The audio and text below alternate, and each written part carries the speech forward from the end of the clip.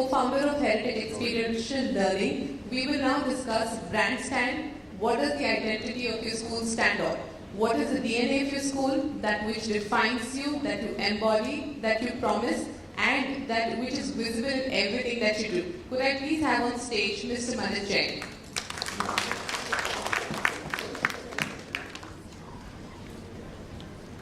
Also requesting him to join Ms. Amrita Burman, Deputy Director, Sunbeam Group of Schools, Lieutenant General Kulkarni, Director, Mayo College, Roshan Gandhi, Director of Strategy, City Montessori Schools, Ashish, Gulati, Vice Chairman, Bluebells Group of Schools, and Reekrit, Serai, Director and Dean, Satluj Group of Schools.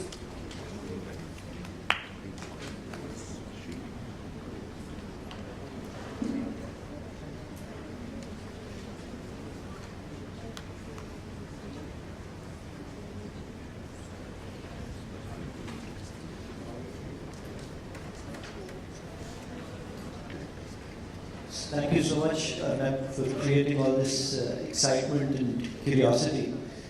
Honestly, my mind right now is exploding with so many things that I want to talk about, so many of my own experiences, and so many answers, and yet so many more questions. So I'm going to put that aside for a little bit and try and bring some focus on the why, what, who, and how of branding.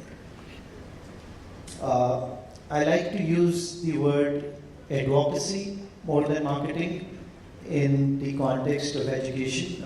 Marketing is seen as a bad word. It definitely connotes a certain level of desperation to sell. And since it is perceived as a largely not-for-profit social activity in the country, we steer away from doing that. So, to begin with, actually, let me just talk about all of these schools. The inspiration for BrandStand came from BrandStand. Since we were sitting here, I thought, since we're close to BrandStand, we will call it BrandStand. So what does the brand stand on?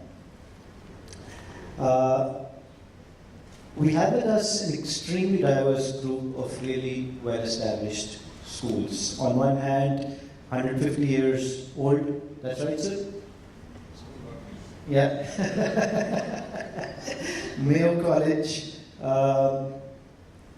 It was interesting to see that the inspiration came from what Macaulay said in 1837, that we need to build people who are Indian in color and British in thought.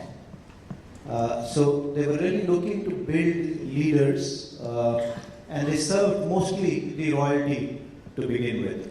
And they've had to really transition from where they were. On the other hand, we look at a school like Bluebells, 40 years of serving Gurgaon with two very well-reputed institutions. And it's not been an easy run for an institution like Bluebells. Imagine the number of schools that have come into Gurgaon. The number of new institutions with all kind of fancy things that have mushroomed, and for them to hold their ground through all of this must have been extremely challenging. So we look forward to hearing from Ashish. Reekrit, third generation educator. His grandfather set up the first school. Again, over 40 years now, 27,000 kids, 12 schools. Correct me if I'm giving some information wrong. CMS, City Montessori, world record holders, everybody knows CMS, right?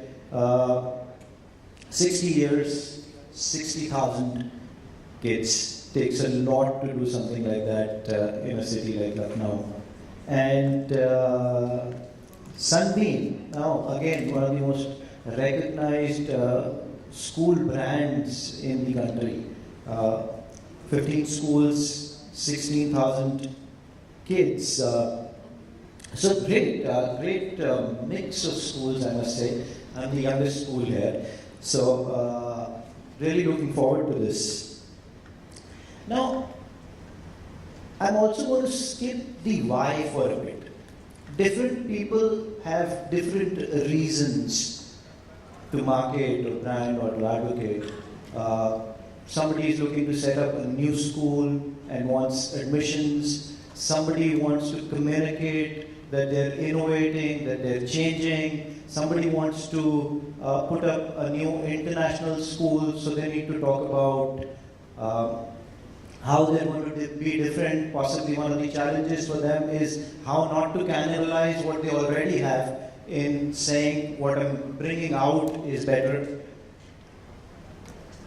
I want to focus more on the what before we move to the how. So, every school has a unique and compelling story. And that's the first belief you want to work from. If we want to find the genius in every child, it is our primary responsibility to first find the genius of our own institution. What is the narrative that we're selling? What is it that is important to us? What is it that our brand stands on? What is the aspiration or the attribute that we care about? What is it that we want to be known for? So I open the floor with that one question, but before I go there, I actually want you to take a couple of minutes to reflect on this question for your own institution or for your own organization. About 50% of the people who ask these questions were organizations other than schools, who are selling to schools. So what is it that you stand for, or what are the 2 or 3 things that you really want to be known for?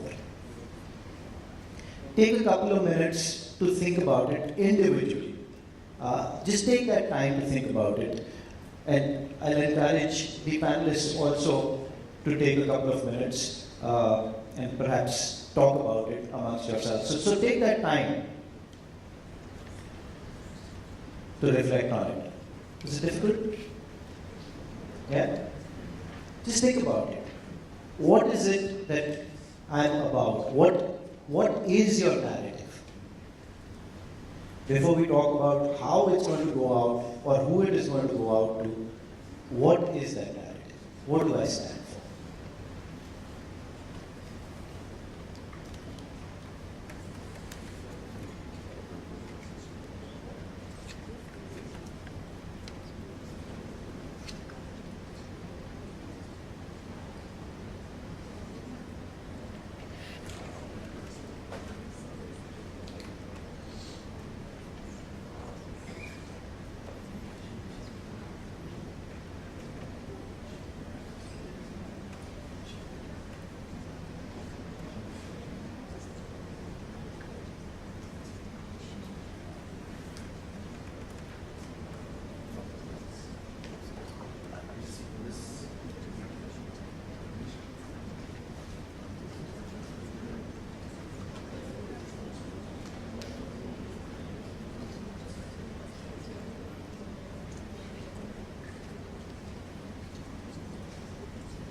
Okay.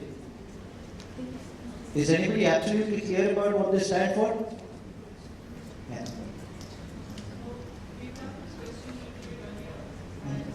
Pardon?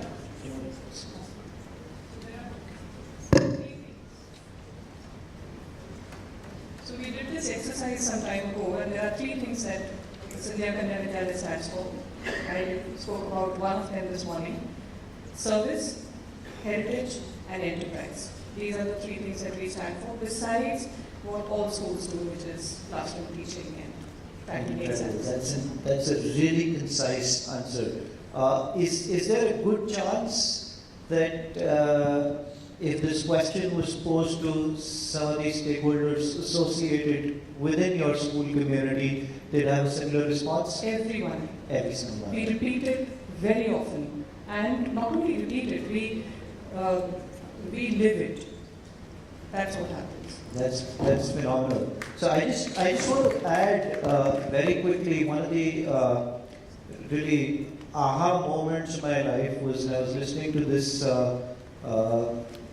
lady who had come from Finland, who asked all of us to think about 300 people in the room, and she asked the question as to what is the purpose of education, and everybody had these really great answers. I was really thrilled to hear those answers.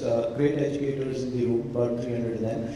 We got some 40, 50 really good responses. And then she said that actually if you ask this question in Finland, anybody and everybody will give you one single answer. And that single answer is making good human beings. So there's a lot of power in any kind of simplicity that you're able to bring about in your narrative. So I'll now open the floor. Ma'am, in your morning talk I wasn't here, but the three things you said about service, heritage and enterprise, are you conscious of it, and have you shared with the audience that the acronym is SHE? The acronym SHE. For an all-girls school, I think it's a brilliant idea. If it wasn't, copyright. Thank you, sir. Let's start. Amrita, you want to take a go at what are the things that you stand for, or what is the identity that you want to build? The identity of the Sunbeam group has, it's actually Varanasi. The reason being that we've always lived for years with this two-tier town syndrome. I remember when years back we used to go out for conferences, or we actually had to push our way through. We never got invitations. Okay, and what was the reason? The reason was that we had made a mark for ourselves. And of course, besides all the good work that we were doing, we didn't really manage to make a mark for ourselves, is because people kind of said, oh, you're from Varanasi, so, they never took us seriously at all. So then we thought that what happens to be our disadvantage that people think of, let's turn it into an advantage. Let's talk about and associate ourselves, which we already do, to Varanasi. So what does Varanasi stand for? Varanasi, the oldest living city in the world, and it's the seat of learning. So we said, okay, then let's brand ourselves as a school from Varanasi. So our two popular tagline, which we started with and we still exist with, and which has actually given us a place under the sun, are ancient city, modern education. Because we said, okay, we are the oldest living city in the world, so we are ancient. But we have taken those aspects of being ancient, and yet we've given it a little bit of innovation. We've brought in the modern aspects into our education. So we know that we are traditional, yet we are modern. The other tagline that we very proudly talk about is, because why does anybody come to Varanasi? Well, it's to visit temples. It's a city of temples. So we say, creating temples of learning in the city of temples. So what the world initially, or even a lot of our own people, would say, oh, we'll never be able to do like the metro city schools. And we said, no, we'll do it. We'll do it, and we'll do it differently. So our disadvantage, we turned into our advantage. So that became our narrative. And I don't know whether I should really talk about the story. I guess we'll take it up in the next question. But this was it. It's Varanasi. We belong to that place, and we are happy and proud of our legacy. And I think that's the way the world has accepted us to be. We've turned faces towards Varanasi. So you associated yourself with the identity of the city itself. Absolutely. So that's our narrative. We come from Varanasi, we bring the tradition along with the modernity. There's a beautiful mix of the two. Wonderful. Sir? Our challenge is just the opposite. We can't afford to allow ourselves to be associated just with Ajmer. If we want to be seen as a national brand and an international brand, we can't allow ourselves to be seen as a local phenomenon. At the same time, there is a need, the local aspirations to be associated with the brand like ours. So what we now have is a 3-tier model, an all-boys residential school, being in Rajasthan where historically and traditionally people were conservative. So we have an all-girls school, which is also residential, and we have a day school for the local people. So actually it's managed by one managing body, of which I'm also the secretary, but it's 3 independent entities, 3 manage their own show. I run it, my role in it is management by neglect. I don't interfere with them, and if they have a problem, they come to me, otherwise all is well. So this model works for us, but we cannot afford to be localized. The other challenge for us is that sometimes your success can be the cause of potential failure. Because you are a strong brand, you are a historical brand, you are associated with history, and history is always in the past. And the parents who are sending their children to you are looking at their future. So initially they get attracted for the sake of the past. But what they're looking for is a product of the future. And therefore, I spoke earlier that we don't need to do marketing, fortunately. We need to do regular branding, for which we can't just sell. We've got to walk the talk. And therefore, we have to actually, despite being a huge, hulking, old dinosaur, we have to be very light on our feet. We have to keep reinventing ourselves. We've got to watch societal trends. Why was it aspirational to send someone to Mayo College when it was started by the Brits? They opened it only for the royalties. And at that time, royalty had a stature in society. Even today, a lot of politicians stand for elections, hoping to get votes in the name of their past association with their old subjects. After independence, we became an egalitarian school.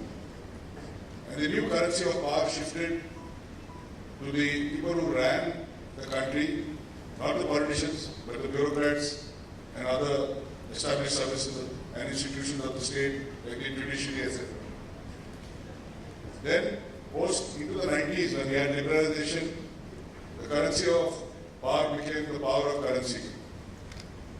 And money became the game, and those who were industrial leaders, corporate leaders, and others started making a mark. So the shift of power and societal prestige shifted to them. So the clientele had to shift accordingly. But today now we've reached the stage when it is the age of the disruptor, in the digital age, the age of the entrepreneur who's got a bright idea, but doesn't have a penny in his pocket, or doesn't need to have a penny in his pocket, because somebody has the money, and if he believes in you, he'll invest in you as a startup.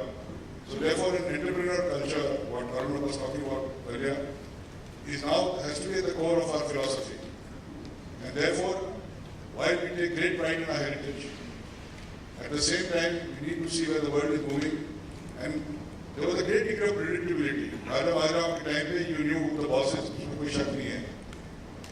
Today, there is a world of uncertainty and unpredictability completely. And therefore, we don't know what product we have to create. So therefore, our challenge is to hand over those tools that a child may need in the future world which we don't know about ourselves, in the hope that he can be adaptable to 3 things which I mentioned this morning to Manit once. He should be adaptable when he goes to study after school to any curriculum that he wants to take up. Some of you talk about STEM, STEAM and all that, the full range. You should be adaptable to any curriculum. You should be adaptable to any career, because the career you took up initially may vanish, or you may want to change after some time. And the third thing, if you have to be a globally known brand and a globally known country, and the world is moving towards China and India for obvious reasons, then you've got to be completely comfortable with world cultures. So curriculum, careers and culture, these are 3 things kids need to be adaptable with. And therefore, I coined a phrase in one of the earlier seminars, the approach we take to our today's children is to provide them global boots with Indian roots. It's very important to stay rooted. And we take great pride in this. Of course, we are a largely clientele of Hindus, so from 1936 we have a fantastic temple in our school premises. We are not a Hindu school, we are completely secular. But it's a matter of great pride for us that all Indian tradition and culture is being followed to the roots. Our formal school uniform includes wearing a Kulkarni coat and a safa. And of course, our boys love it when they go for international conferences. The girls from world over come and take pictures with them. So, sir, interesting. Look at the legacy from serving the royalty to the judiciary and ISs and the administrative services, the top bureaucrats in the country, and then serving the top corporates, and now pretty much trying to serve a wider range of people who are going to become entrepreneurs, innovators, and really putting adaptability at the heart of everything that you're doing. If you were to cut across all these years, what are the one or two things that remain, that's common? What is the Mayo promise? See, at the bottom of the heap, which is your foundation and base, is strong character. Character not only of the individual students and not what we preach to them, but what we practice. Some of you are aware in this audience that last year we came under severe attack of a certain kind. It was us who took the initiative to go and lodge the FIR with the police, knowing fully well that it would bring a setback to our name. But what has now happened, and I'm happy to report very recently, the matter has been settled, not by compromise or this thing, but because the courts and magistrates have seen our point of view and accepted it. And I can say with great pride that amongst any of the well-known schools that you know of, in the last 10 years, tell me any school, when faced with a complaint under POCSO, has gone and put the FIR on their own. It means great amount of strength of character of a school. So it's not a reflection. What you tell the boys is what you must do. We have a prayer in our school, one of the prayers that says, go for the harder right against the easier wrong. It has to be a way of life. Children have to see it happening. If their parents are telling, sir, sorry they got late because our tire ka puncture ho gaya, the kid is watching that one. So the one bottom line is a very strong foundation of character and matter of great pride. There's an old Rajput saying, ki pran jai or vachan na jai. But the second and more important consistent thread running through the last 100 odd years is that we make our child believe that he's an individual entity and he's a leader. And a leader put together with character is known for what he does when nobody is watching. When you're under supervision, everybody has to do the right things. But when you're not being watched, and if you're doing what should be done, then you're a leader. Now obviously there are failures in this, they're not always everything happens perfectly. But this has to be a consistent approach, it has to be a theme, a running theme on a running basis. And has to come down very hard on those who don't do it, and we have to reward very strongly those who follow this. So it's our belief that our students make for natural leaders in the years to come. Because it is part of their DNA from day one. Absolutely, wonderful. I think leadership, character, and now adaptability. Amrita, let me just finish my thought. This is a great example of conviction in what my DNA is about. And when you go to the Mayo College, you really see this in action pretty much everywhere.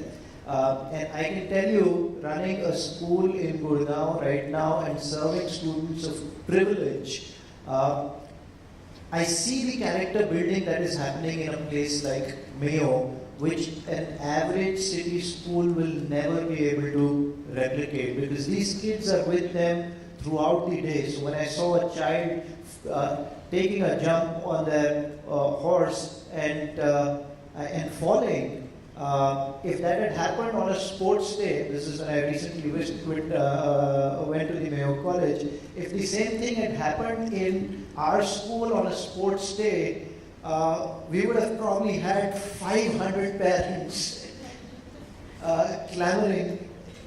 And I must tell you this, that within a fraction of a second, the boy was back on the horse, and it was a bad fall, and took the entire course again. And hats off to practices like that. Nobody was really spoon-feeding kids. There was a certain level of discipline. There was a certain level of relationship with discomfort, relationship with struggle, and the hard work that he's talking about really is Caroline Dweck's theory of the growth mindset, and they really embed it in everything that they do. Amrita, yeah, quick thought. I know there are other panelists. I'm going to make it very quick. I just wanted to add one thing in the narrative of Sunbeam, because I thought I should give you the complete picture. I probably did. When I talked about Varanasi, it was very, very important for me to mention that because it was a small town, as I mentioned, children were also, of this opinion that, okay, small town. Now, we wanted to give them this message, that you're coming from a small town and we're going to give you everything that you could get, if not globally, then at least nationally, here. This is where you belong, but the world is open to you. And we are going to give you a national level, world-class level exposure here. So we wanted to make them feel proud about the legacy of Varanasi, but that didn't mean that it happened only locally.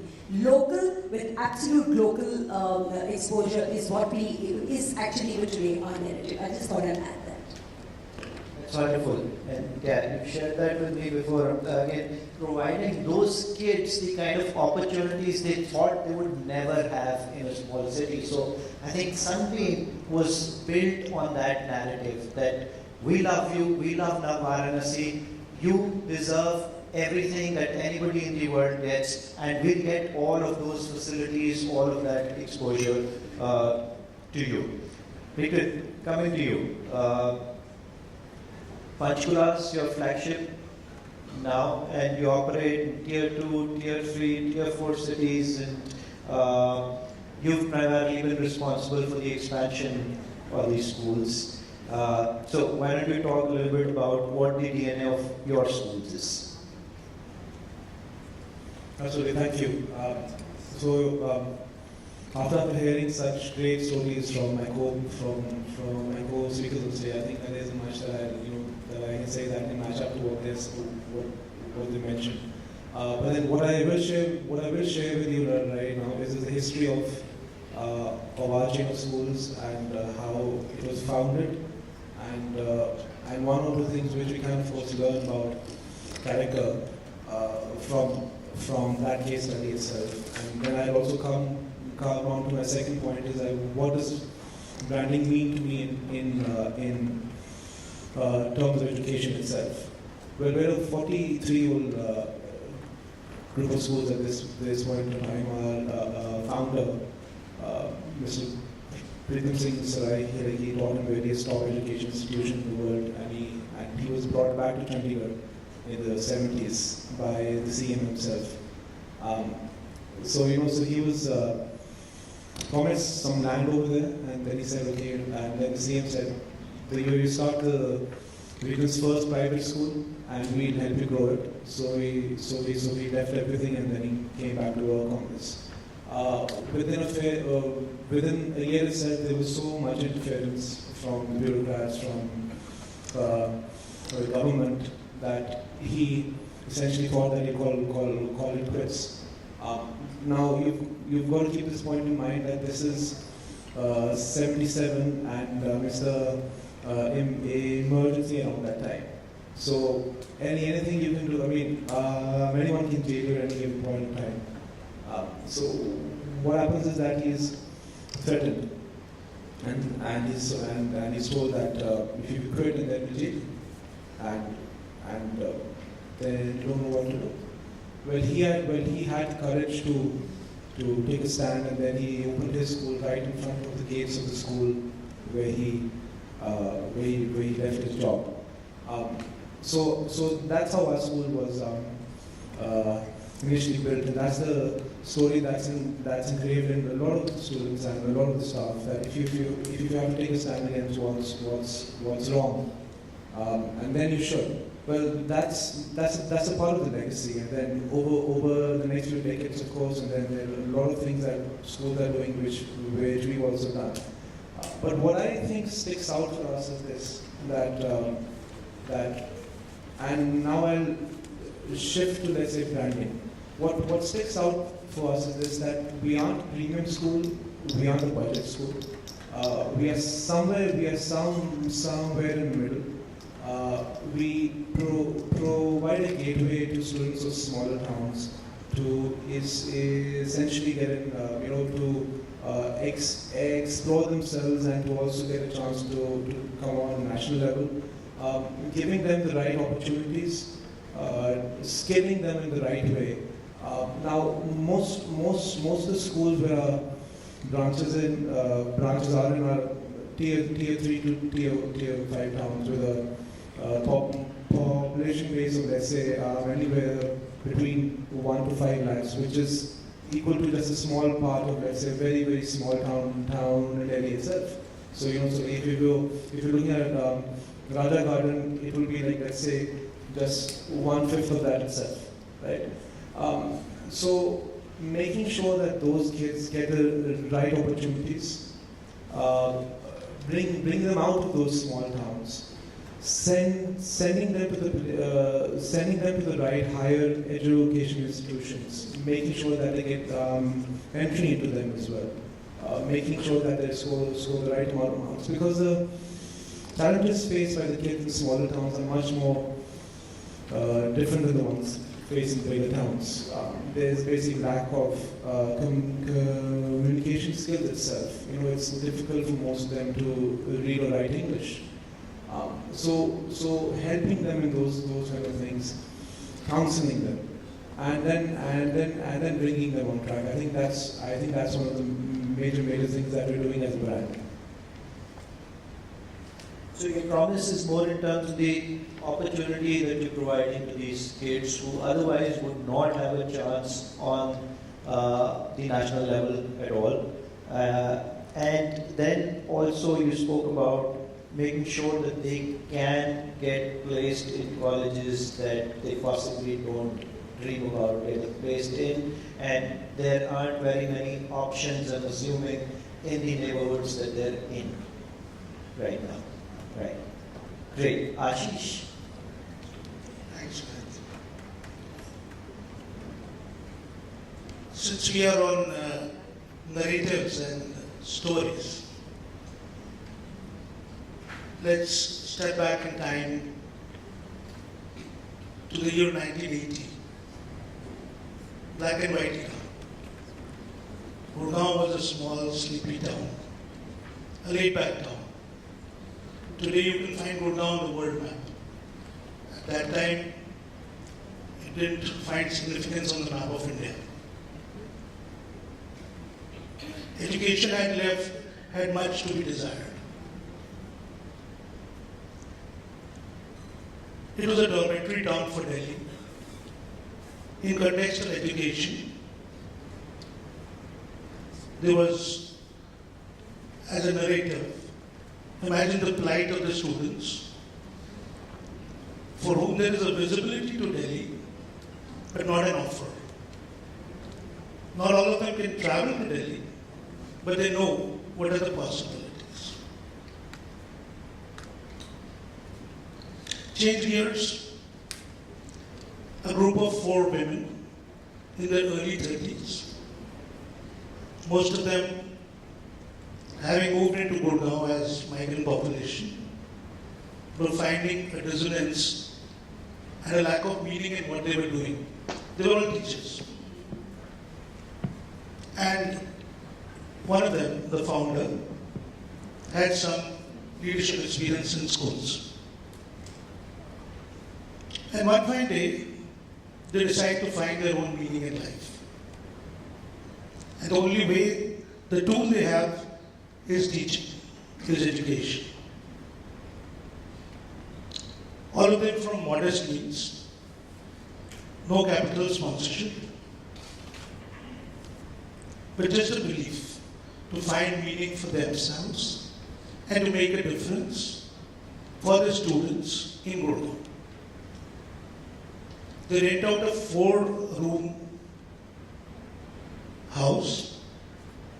They get 7 students and they begin work.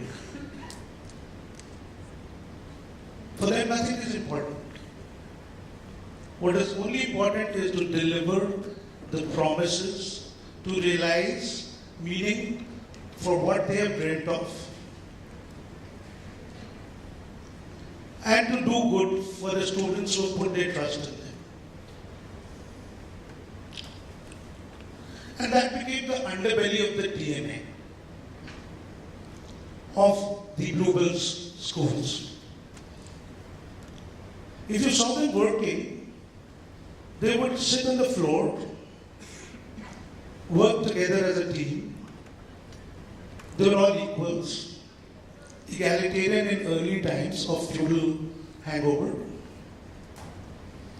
And if you looked at them working, it was like members of a family sitting together in what used to be the sand in the old houses, and women would sit and do their daily chores in that sand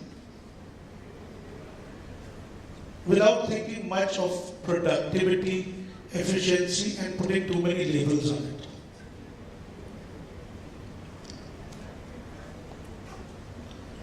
So their story was, मैं अकेला ही चला था जाने में मंजिल, लोग आते गए और कारवां बनता गया. And then this group began to grow. And they welcomed each one with open arms. And they nurtured them as one of their own. And gradually the family grew. Assimilating it into a culture, it became a culture of high engagement. It became a culture that was familiar in nature. And familiar cultures have a characteristic of acceptance of each one as they are. A certain deal of tolerance, a certain eclectic, intuitive way of inclusion.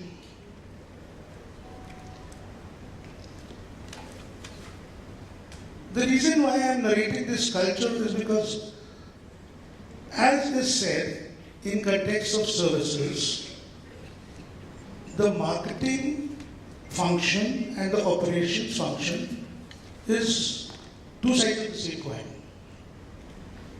Because the service is essentially delivered by the operations team, and the marketing is built into the experience of the service. So, what delivers this, since we're talking about what the brand stands on, the brand stands on a strong culture of high engagement, authenticity, tolerance, integrity. And this culture, now the challenge is that when organizations grow from groups to organizations, the culture dilutes and forms subgroups, which had to be carefully contained. And these people, and when I say these, I mean the founding team, the core team, intuitively, without putting too many words to it, keeping it simple, acted as a container to this complex adaptive system that was evolving. And in their own wisdom, when you have the right, what they did was, when you have the right ingredients, you allow the flavors to emerge. And don't overdo the formalization, which is where cultures become substitutes for formalization. Now, 20 years later, in a reflective mode, when things came to a stage where they had to be consolidated, a conscious decision was to not over-formalize, but to retain the flavor of the culture. With a strong sense of identity and ownership, which the founding team took and which got cross-pollinated to the new entrants, retention was very strong. Most of the people retired who joined the first in the 80s retired from the same school, which is a rare phenomenon in a place like Gurgaon. And as Manit said, with lots of opportunities available.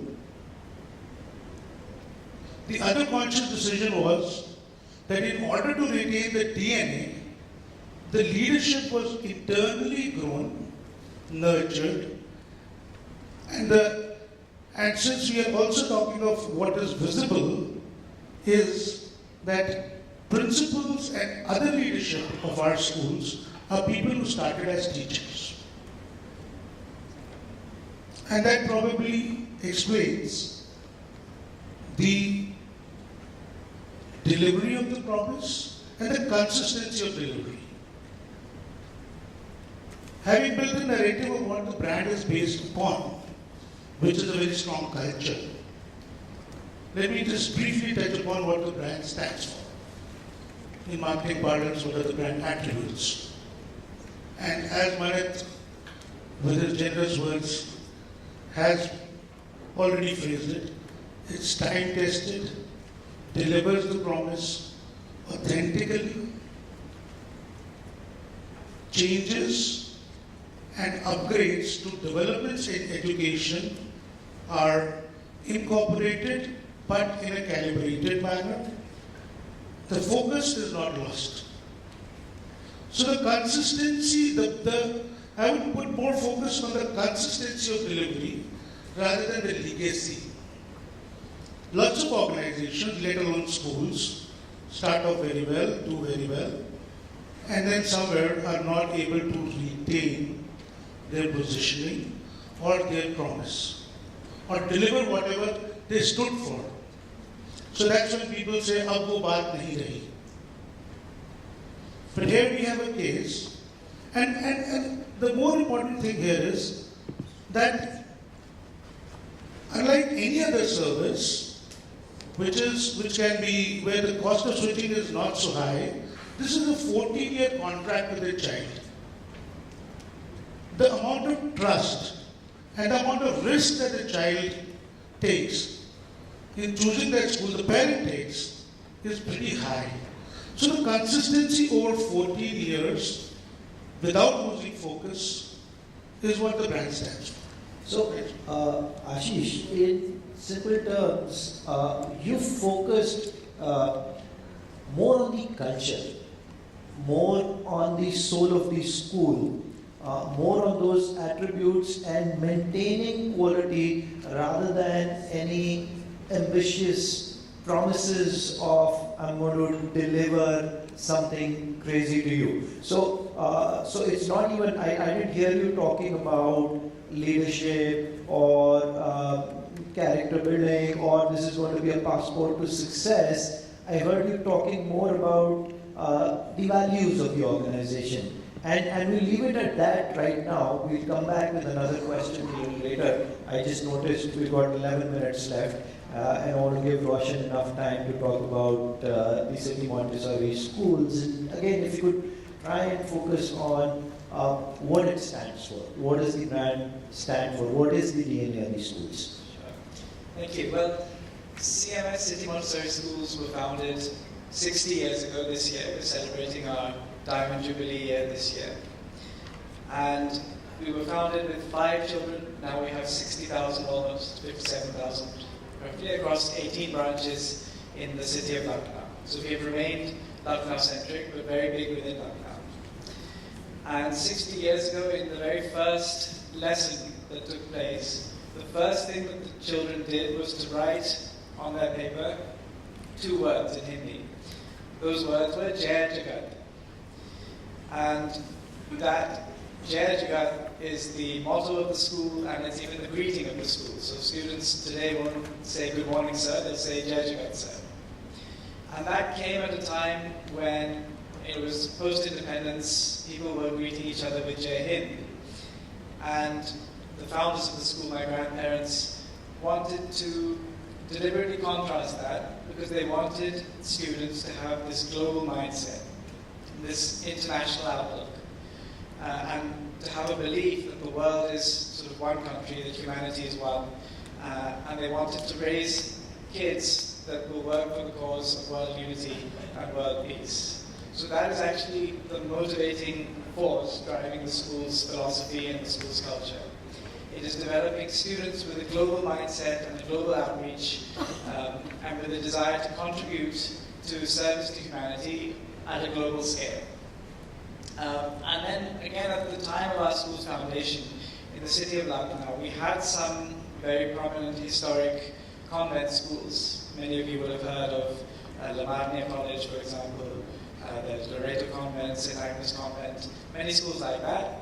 And then there were a number of small schools which at that time must have existed, but which don't exist today. But there was very little in between.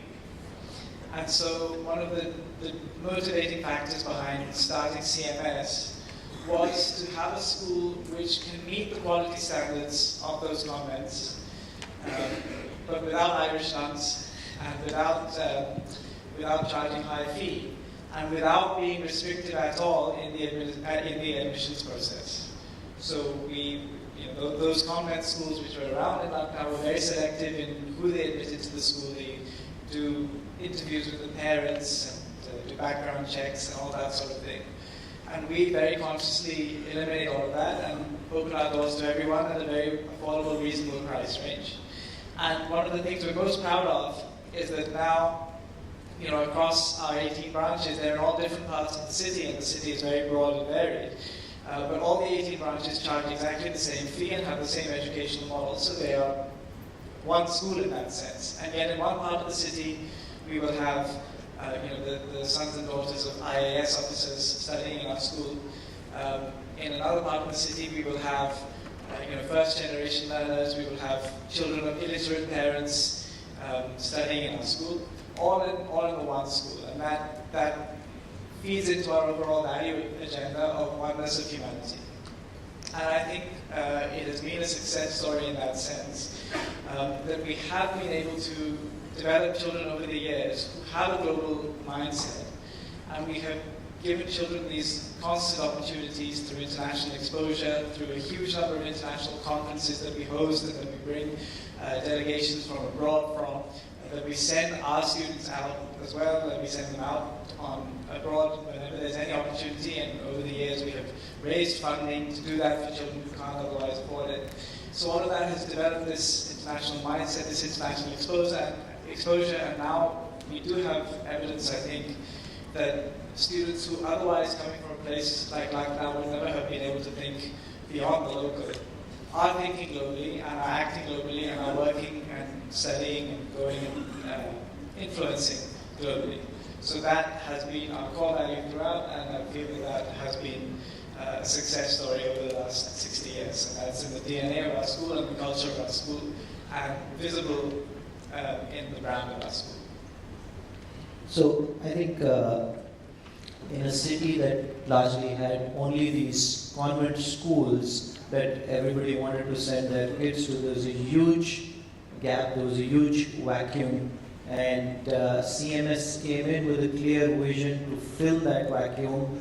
These schools were extremely selective, and they wanted to make sure that every kid in Lucknow can get that quality of education, and so they focused a lot of their efforts on internationalism, on getting the global exposure that otherwise kids in Lucknow would not have had opportunities for. So that's getting some sense of what the DNA of these organizations is. And unfortunately, we're sitting with a group where the youngest is 40 years old. And perhaps many of you in the room have newer institutions, and I'm actually missing somebody from a really new institution trying to figure out what this DNA is. And while every school has a unique and compelling story that can be harnessed to develop a dynamic and inspiring school brand, it's important.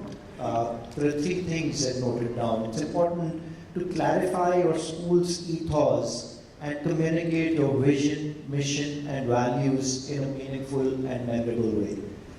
Capture your school's unique story, and then create symbols and themes to tell it.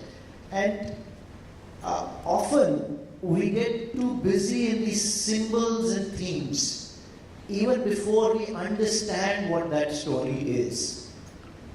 And so my next question to this group is, if they recognize these stories and somebody in Arnab's discussion said it's important to take it to the internal stakeholders first. How do we ensure we have this shared story then, that the narrative is strong enough that every teacher, every school leader, every child, every parent, purely by osmosis, is spreading this story?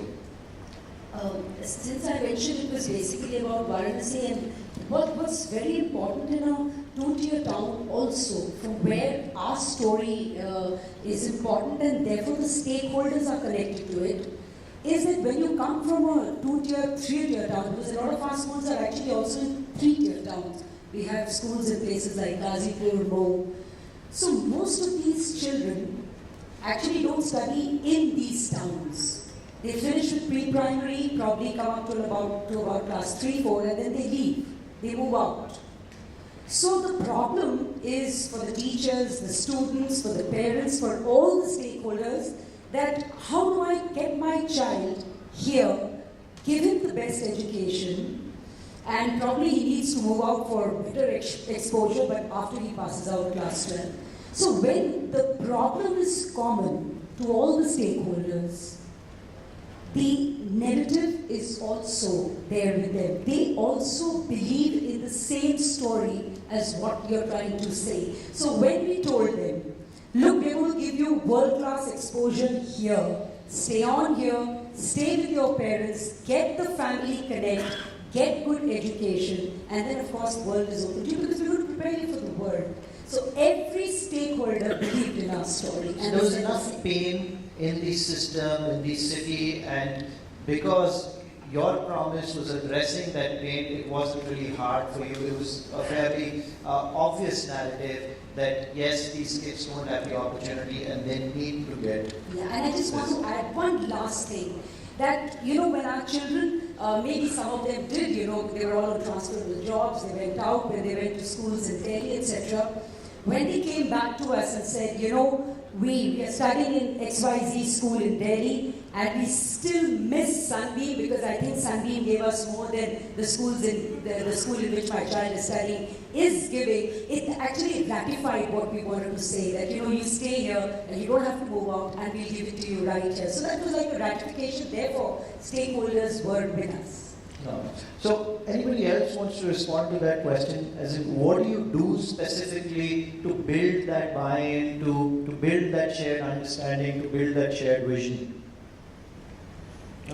So as for me, I think it isn't about the symbols that you that you are driving across. I think it's mostly about the relevance in your students' lives. So as a school, if you aren't relevant in the current life, and then you want to, and then you can't consider yourself an education institution. One case study that I'll share with you, and why I mention this as a case study is because it actually happened. Is that last year in March, the teacher came up to me and she said, "Sir, we have to share. We've got to print these report cards. Can we send them to parents on mail?" I was like, "Okay, fine. We can send it on mail." After a few days, she came back to me and said, "Sir, like mail, it takes a lot of time for the files to attach. So can I send a few of them on WhatsApp?" I said no. Of course, you can't send on WhatsApp. I mean, either they give a printout or send it on mail because it's it is a personal record. WhatsApp can get leaked out. Now we have to understand this point in the context of the era that we live in. We're living in an era where our kids have shifted within their lifetimes from High Five to Orkut to Facebook to Instagram to to WhatsApp to Snapchat and to recently someone a small boy came up to me and he said, "Sir, have you seen my video on TikTok, if I'm right?" I don't know what it's actually called. TikTok is a new platform.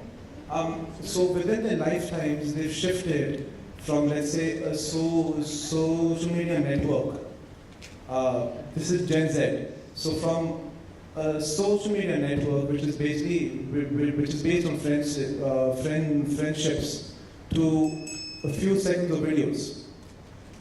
So coming back to that teacher. So I said, no, you can't share this on WhatsApp. It's not right. That's a very, very personal thing. And she was a fresher. So she was quiet for a few seconds, and then she looked at me and really shyly asked, so can I send it to him on Snapchat? So I think for a school it's relevant to understand what the students need and the era that they're living in. And I think that's one thing that makes us stand out. We're a very old school. I wouldn't say as old as some of the legacy schools present in this room as of now. But we are an old school. We're a 43-year-old group of schools.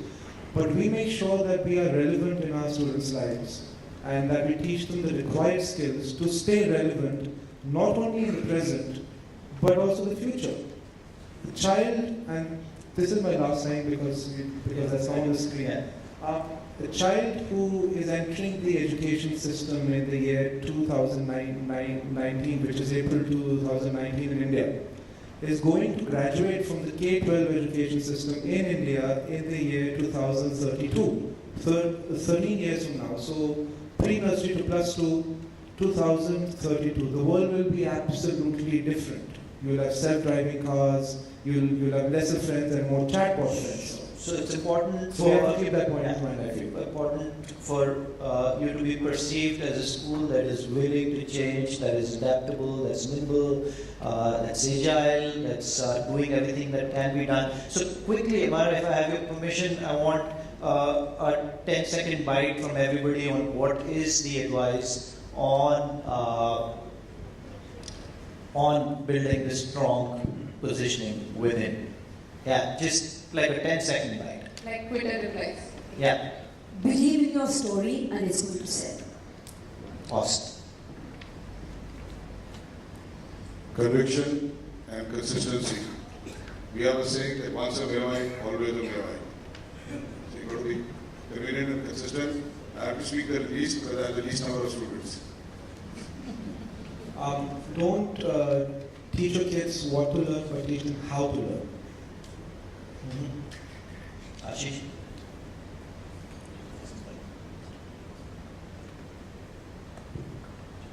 In our experience,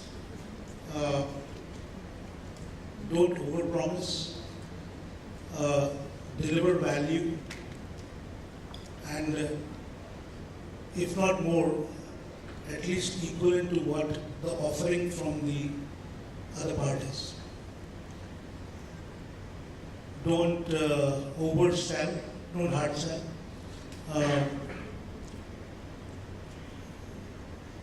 Give relevant information.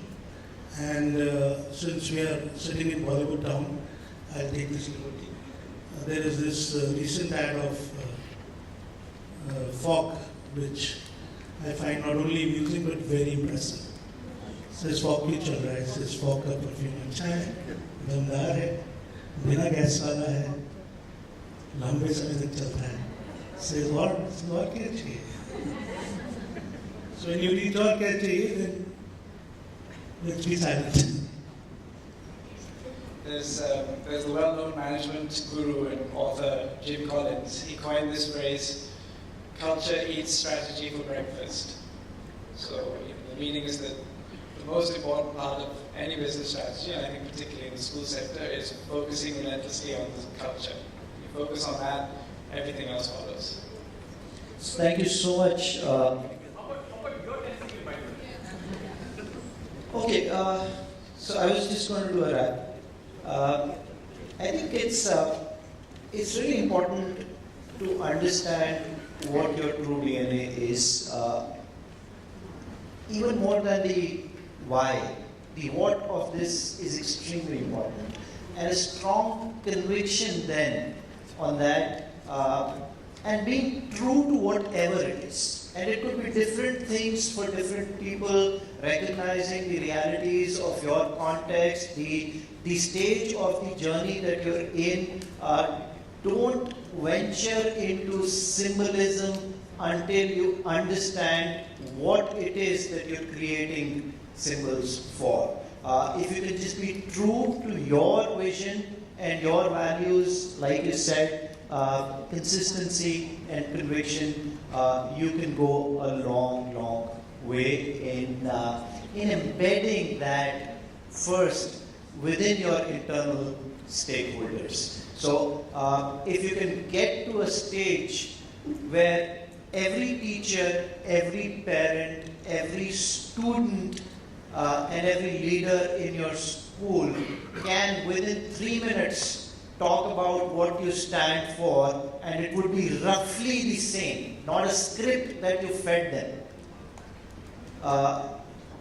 then you've arrived and you're ready to take that messaging out in whatever manner. Otherwise, you really run the risk of sending out multiple messages, responding to what you think parental aspirations are. You may fall into the trap of people coming to you and saying, 5 parents are saying something good about one single attribute of your school. You get really excited about it one day and say, okay, many parents are talking about this. Let me just send this message out. It may not be relevant to many others. So don't do so much of a market analysis of it. Go with your conviction, go with your gut, and build that advocacy internally first. Thank you so much. It was really insightful to hear such incredible stories. And it's easy, as listeners, it's easy to be in awe of an institution like Mayo College, or to discount some of other people's experiences as, either you're in awe or you're like, okay. But these are really great stories. These schools have survived the test of time and continue to deliver. And I learn a lot always when I'm with these guys. Thank you so much. Thank you, everyone. Could I please request everyone to stay on stage just a little while longer? The future is entrepreneurship. Today, 100% of job descriptions read an entrepreneurial mindset is needed. And of course, we are seeing the rise of entrepreneurs and startups at an explosive rate today. ScooNews has picked up this cue and talks about this in their upcoming issue. Let's take a few moments to launch this incredible issue, which is a must for all school leaders. May I also invite on stage Mr. Arnab Singh, Mr. Ravi Santani, Ms. Nishi Mishra, and Mr. Pradyot Rajan to unveil the April issue of ScooNews.